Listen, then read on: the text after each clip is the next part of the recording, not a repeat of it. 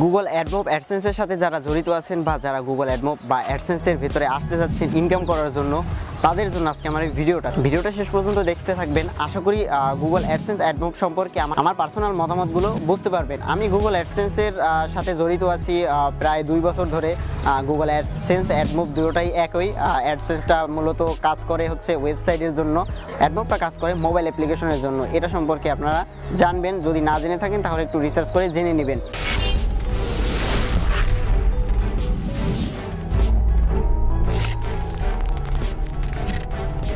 তো ইনকাম করার biggest platform হচ্ছে গুগল। আর গুগলের যেখান থেকে ইনকাম করা যায়, মানে গুগলের যেখান থেকে পেমেন্ট হয়, সেটা হচ্ছে গুগল অ্যাডসেন্সের মাধ্যমে। আপনি গুগলের যে কোনো প্রোডাক্ট নিয়ে কাজ করুন না কেন, পেমেন্টটা কিন্তু আপনি অ্যাডসেন্সের মাধ্যমেই পাবেন।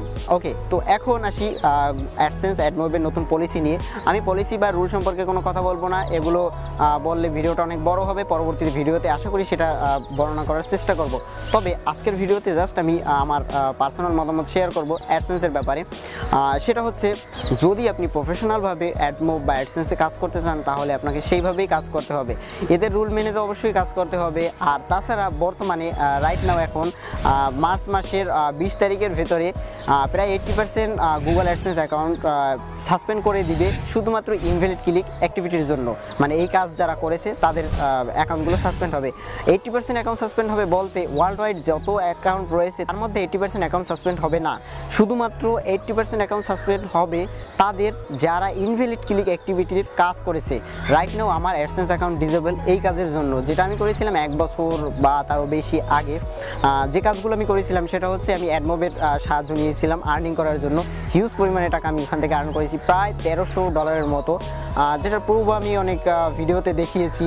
পেমেন্ট দেখিয়েছি $300-400 মতো করে, যেটা ছিল অনেক আগের। আর সেই সিস্টেমটা ছিল অ্যান্ড্রয়েড অ্যাপ্লিকেশন মাধ্যমে, মানে এখানে আমি কোড জেনারেট করে সেখান থেকে আমি আর্নিং করেছিলাম। আর আমি জাস্ট আপনাদেরকে এই মতামতটাই শেয়ার করব, যদি আপনার একটা ভেরিফাইড অ্যাডসেন্স অ্যাকাউন্ট থেকে থাকে, আপনি যদি সেটাই কাজ করে থাকেন তাহলে এখন থেকে সাবধান হন, আপনার অ্যাকাউন্টটি যদি সাসপেন্ড না হয়ে থাকে। মানে আমার যে ভুলের কারণে অ্যাকাউন্টগুলো সাসপেন্ড হয়েছে, আমি চাচ্ছি না একটা অ্যাকাউন্ট আপনাদের সাসপেন্ড হোক। আর একটা অ্যাকাউন্ট ক্রিয়েট করা, সেটা ভেরিফাই করা, এটা বর্তমানে সোটাপ। মানে আপনার অ্যাকাউন্ট যদি একটা আপনি ক্রিয়েট করেন যে নামে, ওই নাম থেকে আপনি দ্বিতীয় একটা অ্যাকাউন্ট ক্রিয়েট করতে পারবেন না। আর ওই একটা অ্যাকাউন্ট যদি আপনার টার্মিনেট হয়ে যায় তাহলে অন্য একটা অ্যাকাউন্ট আপনি ভেরিফাই করবেন, তারপরে সেখান থেকে আবার আর্নিং করবেন, সেটা কিন্তু আরও টাফ হয়ে যাবে।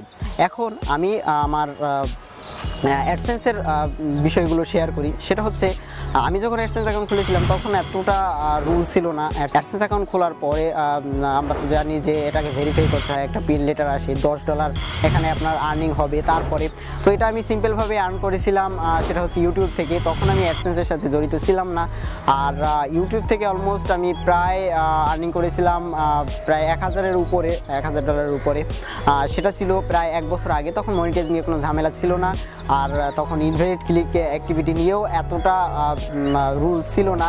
তবে হ্যাঁ, ইনভ্যালিড ক্লিক অ্যাক্টিভিটি তো থাকবেই, আর সেটা প্রচুর পরিমাণে বেড়েছে কিন্তু অ্যাডমোবের কারণে। আর মানে বিষয়টা হচ্ছে, সিম্পল কিছু অ্যাপ মেক করে সেটার ভিতরে অ্যাড দিয়ে সেখান থেকে আপনার আর্নিং করা যেত হিউজ পরিমাণে ডলার, যেটার কারণে বর্তমানে গুগলের যে নতুন রুল তৈরি করেছে সেই অনুযায়ী তারা প্রায় 80% অ্যাকাউন্ট বন্ধ করে দিচ্ছে। এখন এটা করার কারণ কি? তো এর আগে যে গুগল এত টাকা দিয়েছিল, সেই টাকাগুলো কি গুগল ভুল করে দিয়েছে? না, সেটা তারা ভুল করে দেয়নি। তাদের সিস্টেমটা ছিল এভাবেই যে গুগল আসলে টাকাটা এভাবেই দেয়, অ্যাডভার্টাইজারদের কাছ থেকে অ্যাড নেয় গুগল, তারপরে সেটাকে পাবলিশ করে গুগল অ্যাডসেন্সের মাধ্যমে, এবং সেখান থেকে কিছু পার্সেন্ট গুগল নেয়, আর কিছু পার্সেন্ট যারা ক্রিয়েটর রয়েছে তাদেরকেই দিয়ে থাকে। এখন সেটা ছিল ওয়েবসাইটে এবং ইউটিউবের ক্ষেত্রে, মানে সেটা একটা ওয়েবসাইট, মানে ওয়েবসাইটের ক্ষেত্রেই বেশি পপুলার ছিল। বাট অ্যাডমোব নিয়ে বিগত কিছু বছর ধরে আমাদের এই কান্ট্রিগুলোতে, মানে আমাদের পার্শ্ববর্তী দেশ বা আমাদের কান্ট্রি, এখানে ইনভ্যালিডের কাজগুলো বেশি হতো। মানে আপনি যদি বাইরের কান্ট্রিতে খেয়াল করেন, তারা কিন্তু অ্যাপ মেকিং করে, খুব সিম্পল কিছু অ্যাপ মেকিং করে, বা তাদের যে ডেভেলপার অ্যাকাউন্ট রয়েছে একটা অ্যাকাউন্টেই দেখবেন একটা অ্যাপ। বাট আমাদের এখানে যেটা হয় সেটা হচ্ছে, একটা অ্যাপ তৈরি করে, সেটাই প্রচুর পরিমাণে অ্যাড দেওয়া হয় এবং একটা প্লে স্টোর অ্যাকাউন্টে, প্লে কনসোল অ্যাকাউন্টে হিউজ পরিমাণে অ্যাপ তারা আপলোড করে, মানে ইউটিউবের মতো তারা প্রতিদিন অ্যাপ আপলোড করে, যে কারণে যেটা হয় তাদের প্লে স্টোর অ্যাকাউন্ট তো সাসপেন্ড হয়, তাছাড়াও তার টার্মিনেট হয় তাদের অ্যাডসেন্স অ্যাকাউন্ট। আর এইটা খুব কম পরিমাণে ছিল প্রায় 6 মাস আগে, কিন্তু রাইট নাও ওরা যে রুলগুলো চালু করেছে সেই অনুযায়ী বর্তমানে কিন্তু অনেক অ্যাডসেন্স অ্যাকাউন্ট বন্ধ করে দিয়েছে। আমার এই ভিডিওটা যারা দেখতেছেন তাদের মধ্যে কারো Google AdSense account invalid click অ্যাক্টিভিটির কারণে যদি অফ হয়ে থাকে তাহলে প্লিজ কমেন্ট করে জানাবেন, আর পরবর্তীতে কী কী কাজ করবেন সেটাও আমি বর্ণনা করব। আর আপনার ওই অ্যাডসেন্স অ্যাকাউন্টটা যদি ইউটিউবের সাথে লিঙ্ক করা থাকে তাহলে কিন্তু আপনি বিশাল প্রবলেম পড়বেন, যে প্রবলেমে আমি পড়েছি। মানে এখানে আপনি যে প্রবলেমটা পড়বেন সেটা হচ্ছে আপনার অ্যাকাউন্টটা মনিটাইজ অফ হয়ে যাবে। মনিটাইজটা অফ হবে শুধুমাত্র আপনার অ্যাডসেন্সের কারণে, আর এটাকে অন করতে হলে ওই অ্যাডসেন্স অ্যাকাউন্টটাকে ডিসেবল করতে হবে, মানে ডিলিট করতে হবে, তারপরে নতুন অ্যাকাউন্টে অ্যাপ্লাই করতে হবে। তাছাড়া আপনি অন্য একটা অ্যাকাউন্টে লিঙ্ক করতে পারবেন না। সে সমস্ত ভিডিও আমি পরবর্তীতে আপলোড করব, আমি আমার চ্যানেল থেকেই আপনাদেরকে দেখাবো। বাট এই ভিডিওতে আমি এইগুলোই শেয়ার করতেছি যে আপনারা রাইট নাও কী কী করবেন। ওকে, তো এখন আসি যে আপনি অ্যাডমোবে তাহলে কি কাজ করবেন না, তাহলে কি আপনি গুগল অ্যাডসেন্স বা অ্যাডমোবের কাজ অফ করে দিবেন? না, কখনোই না। ফার্স্টে আপনি যেটা করবেন অ্যাডসেন্সের নতুন পলিসিগুলো পড়বেন। আপনি যদি না বুঝতে পারেন তাহলে ইউটিউবের সাহায্য নিতে পারেন, নিতে গিয়েও আপনি ফিল্টার অপশনে গিয়ে দিস মান্থের ভিডিওগুলো দেখবেন। মানে আপনি যখন সার্চ করবেন তখন কিন্তু 1 ইয়ার অ্যাগো, 6 মাস অ্যাগোর যে ভিডিওগুলো রয়েছে সেগুলো কিন্তু আপনাকে সাজেস্টে দেখাবে। সেই ভিডিওগুলো যদি আপনি দেখেন তাহলে কিন্তু তাদের বর্তমান রুলের সম্পর্কে ধারণা পাবেন না। আর সবথেকে ভালো হয় আপনি ওয়েবসাইটে সার্চ করে সেগুলো একটু পড়ে নেবেন, আর যদি পড়তে সমস্যা হয় তাহলে গুগলে ট্রান্সলেট করে নেবেন।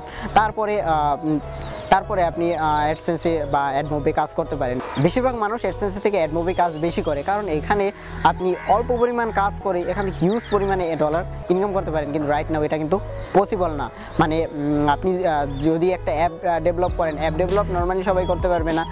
এর আগে বিভিন্ন ওয়েবসাইট থেকে কিন্তু অ্যাপ মেকিং করা যেত, অ্যাপ ডেভেলপ করা যেত, এটা সবাই পারত।